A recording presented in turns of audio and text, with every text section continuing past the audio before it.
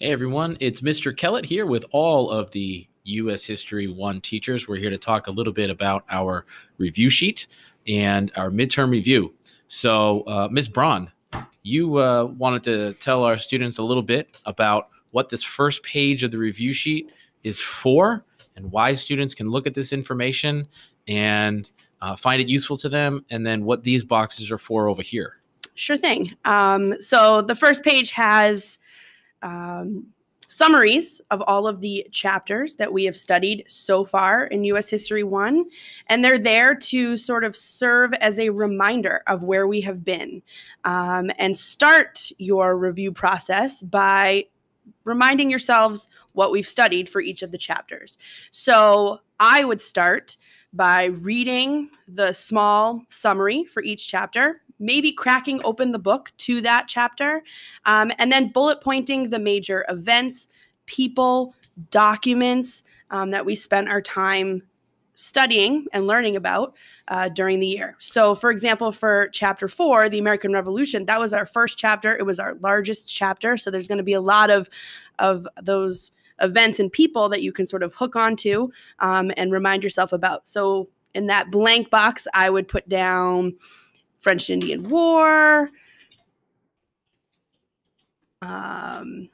Albany Plan of Union, then all the sort of Revolutionary War, pre-Revolutionary War, the war stuff, the results, and then you can look to your sources and see if you can find any sources that relate to these reminders. Boston Tea Party, all of the tax and the acts.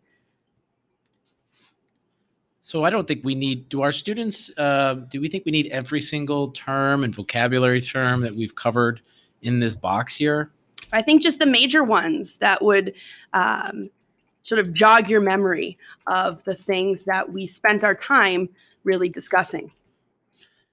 One of the things that I remember spending a lot of time on is the Declaration of Independence. I feel like that was a pretty important part of a discussion of the American Revolution and the things that occurred to bring the United States about as an independent country. Anybody want to talk a little bit about that? I would also add to that box, Mr. Kellett, some of the activities that we might have done. I don't see this as a list of all of the things that we might want to remember from that chapter, but in addition, just a way to jog your memory as to what we were doing in class. So I might write down, we did that Boston Massacre big group, just to remind myself that that's what I was doing when I was studying these concepts, because you don't have to memorize all of the concepts and you can actually use this on the test. So you don't have to remind yourself of every single vocabulary word that we studied. Yeah, I think that that's an important point you made. You students are going to be able to use this review packet on your test. Some of our other teachers here, what do you think is, the most important thing that we did or talked about, or main theme or core idea from our first unit on the American Revolution? Anyone want to take a stab at that? Well, I think we're going to get to it in a little bit here when we look at the rest of the review packet. But Sure. the skills that we focused on from Unit 4. So if you could go back and look at some of those activities that we did during big group, but also go back and look at your Unit 1 assessment, which, if I remember correctly, does anybody remember what we did for that Unit 1? It was an open response on the Declaration of Independence, and we worked on historical questioning. So we were writing some questions about the Declaration of Independence. And on your midterm, you're going to be expected to utilize that skill of developing and answering a historical question. So I think it'd be a great idea to go back and look at your test that was given back to you from your class and kind of look at how the questioning section, which we'll get to a little bit later in the study guide, but more importantly, look at that test and how it can help you for information for this first box for Chapter 4. We also spent time with the Declaration of Independence analyzing the document, looking for examples of propaganda, looking for examples of independence, connections directly back to that path to war. And again, another one of your skills that your midterm is going to ask you to demonstrate growth in is that close analysis of documents. We spent time thinking about whether or not we would have gone and fought in the Revolutionary War, given where we were located, and talking about how the Declaration of Independence wasn't really written for the Patriots. They had decided where they stood, and the Loyalists, but written for that group in the middle that had to still figure out where they they wanted to put their loyalties. So again, that Declaration of Independence, we spent a lot of time, and it does connect to a lot of the skills. And I think I remember watching a pretty awesome video of teachers and your Congressman, Jim McGovern, reading the Declaration of Independence. And I know that for my classes, you can find it on Canvas. You can find a lot of the stuff we've done on Canvas, and I'm sure that's the case for most of our teachers. There's a lot of stuff up there. There's a lot of resources, and that's part of studying too, is going through the resources you have not only in your notebooks, but digitally, to try to fill out some other things that you think are significant parts of this story and what we've done. So let's take a quick pause, and we'll start with a quick discussion of the rest of the chapters. We'll go a little bit quicker through those because we know why we're doing this now and kind of how it's going to help us prepare. So as you can see, we have gone through and filled in a few more of the boxes for chapters 5, 6, and 7. And part of the idea behind doing this activity first in your review packet is because the worst way to review for a test like the midterm is to simply go back and reread all of the chapters that we've already read. That is a waste of time. You need to be doing something active with the material. You need to be identifying places where you feel weaker and places where you feel stronger. And you're going to spend your time first reviewing those weak spots and then going back and filling in with the stronger areas. But sitting down and just opening the book and hoping that the material goes into your heads in one way or another is not enough. You need to do something active. Sure. And if I can piggyback on that idea, Ms. Braun, I think it's important to study with a purpose. All too often, I see students come in with a packet of information, notes they've taken, handouts we've had, et cetera, and I ask them, how do they study? And it turns out a lot of students just kind of sit there and look at the information. It's nice to do that, but there should be an end game. Your goal should be to get through a list of terms. And when you understand those terms, you're done for the day. So studying with a purpose is important. And if you have questions about how you should be studying and how to maximize your time, because let's be honest, really, we just want to be done studying. So it's good to set yourself some goals and have specific ideas in terms of what you want to accomplish for the day or for the week. And when you accomplish that, you're done. You know what you've done, and you can go on to something else. So don't be afraid to ask your instructors, your teachers, for study tips. Maybe they can show you how they do it. So what we've done is exactly the very first step of what Mr. Cosmo and Ms. Braun are talking about.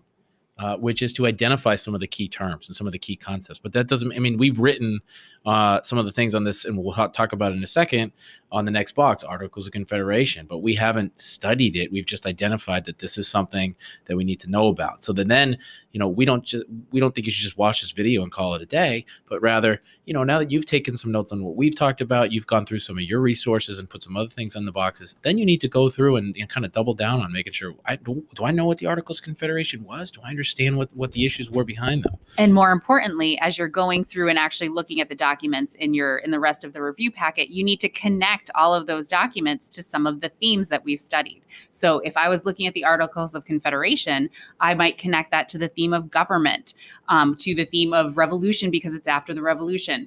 I would want to think about, while I was studying that specific document, what kinds of questions, what kind of open response questions could be asked about it. Were you going to say something, Ms. Moulton? No, I think you guys have both, all of you have really hit on it. The review packet is a great way to study. The teachers have set it up for you to really help you achieve success on the midterm, but it requires you to go through it, to fill it out clearly, to make the connections that Mrs. Turner is talking about, and to be able to use the historical information and explain why it's significant and important and ties to other big ideas. And I think it's also important to remember that reviewing is not reteaching. So the onus is on you to make this review packet work for you, contain the information that you need, and also use it to generate questions you might have for us. We're not going to stand up in front of you during the review time and reteach this information. We will certainly help with questions and areas that you're a little bit shaky on, but you need to go through yourself and look at these topics that we've started to outline for you and make this review packet work for you.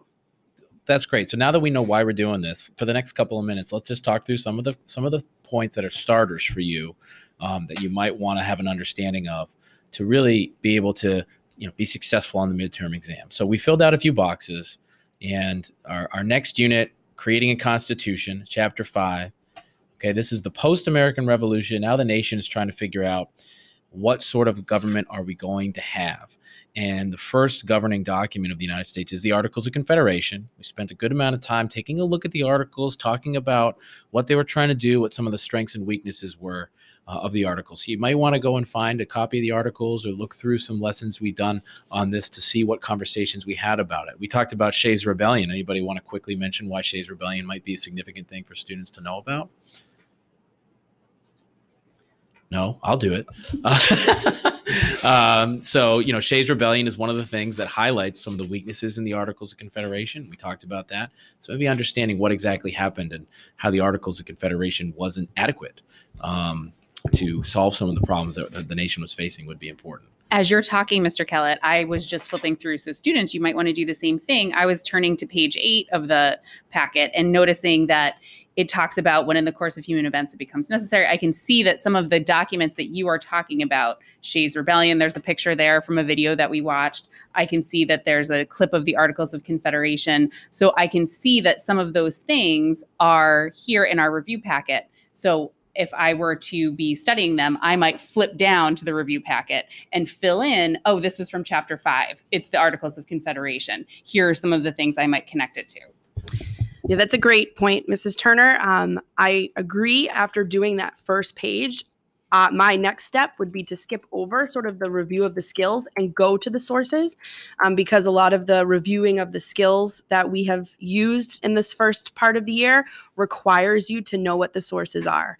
So again, that first page gets you thinking about where we've been, and then I would skip down to page 7 and take a look at the sources that are there. The sources that are located in your review packet are the sources you're going to be able to utilize on your midterm. So connect it to chapter 5, connect it to chapter 6, identify those sources. If there's something you don't know or can't remember, then those are the ones you star and make sure you come in and ask your teacher.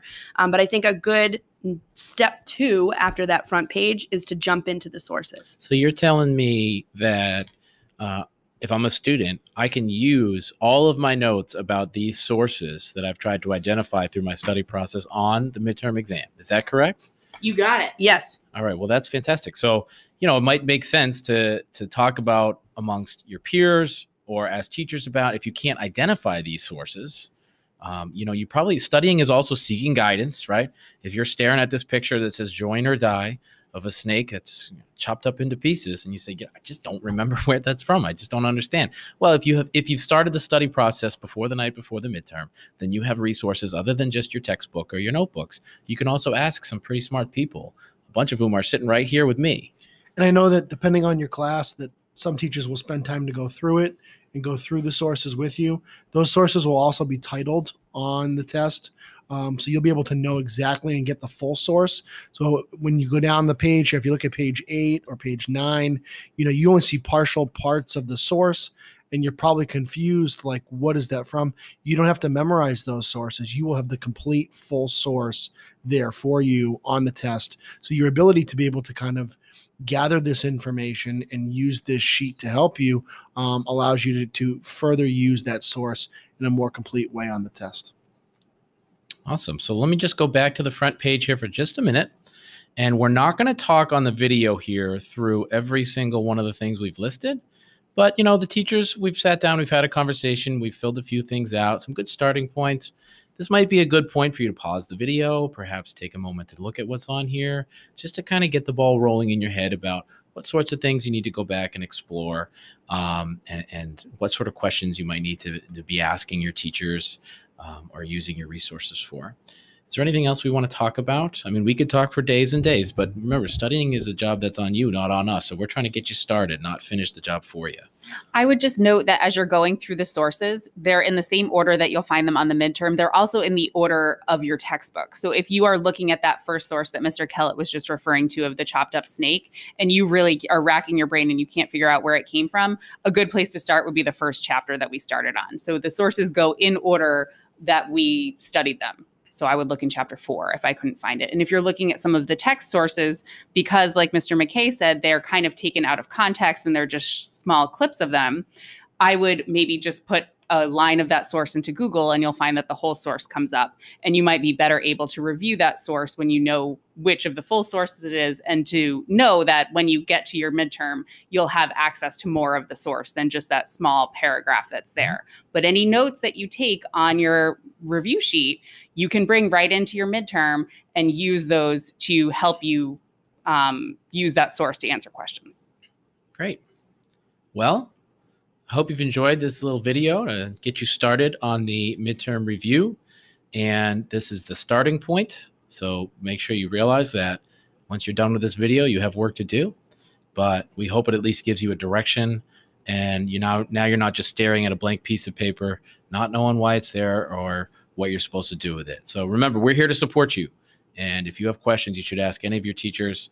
And I'm sure they will be willing to help so that you can be successful.